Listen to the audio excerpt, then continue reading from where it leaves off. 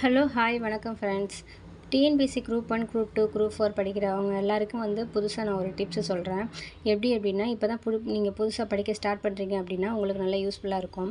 Unit 5ல் Indian polity அப்படின்ற ஒரு chapter நீங்கள் பார்த்துருப்பீங்க. இது ரொம்ப முக்கியமான சாப்டர்னே சொல்லலாம். ஏன்னா இதுலேருந்து கொஷின்ஸ் நிறையா கேட்பாங்க. இந்த யூனிட் 5 நீங்கள் எடுத்து பார்த்தீங்க, அதாவது சிலபஸில் நீங்கள் எடுத்து பார்த்தீங்கன்னா ஒரு 6 பாயிண்ட் கொடுத்துருப்பாங்க. அந்த 6 பாயிண்ட்டை அந்த 6 பாயிண்ட் மட்டும் கிடையாது, அது உள்ளதை நம்ம டைட்டில் பிரேக் பண்ணோம் அப்படின்னா அது ஒரு 13 டைட்டிலை நம்ம பிரேக் பண்ணலாம்.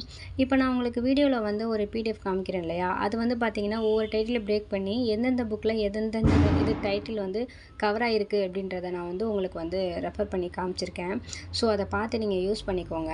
ஃபஸ்ட்டு நம்ம பார்த்து லெசன்ஸ் படிக்கும்போது பார்த்தீங்கன்னா ஃபஸ்ட்டு படிக்கும்போது நமக்கு கொஞ்சம் கஷ்டமாக இருக்கும். அதனால தான் சொல்கிறாங்க ஃபஸ்ட்டு படி எப்போவுமே கஷ்டம், ஃபஸ்ட்டு படி தாண்டிட்டோம் நல்லா ஈஸியாக இருக்கும், மற்றதெல்லாம் ஈஸியாக இருக்கும் அப்படின்னு சொல்கிறாங்கல்ல. ஸோ அந்த ஃபஸ்ட்டு படின்றது நம்ம ஒரு ஃபஸ்ட்டு ஒரு லெசனை படிக்கும்போது உள்ள அந்த கஷ்டத்தை தாண்டுறது தான் கொஞ்சம் கஷ்டம். ஸோ நீங்கள் இந்த யூனிட்டை நீங்கள் எப்படி கவர் பண்ணுறது அப்படின்னா, நீங்கள் டைட்டில் வரியாக படிக்கிறதா இருந்தால் இந்த பிடிஎஃப் பார்த்து யூஸ் பண்ணி நீங்கள் நோட்ஸ் எடுத்து யூஸ் பண்ணிக்கோங்க.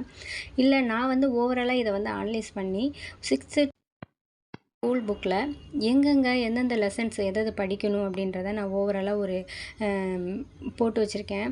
ஸோ அதையும் நான் இந்த வீடியோவில் நான் அட்டாச் பண்ணுறேன். நீங்கள் அதை பார்த்துட்டு நீங்கள் படிச்சுக்கலாம். இப்போ 6th 7th 8th 9th 10thலாம் பார்த்தீங்கன்னா சிவிக்ஸ் குடிமையியல் அப்படின்ற இதில் தான் இருக்கும்.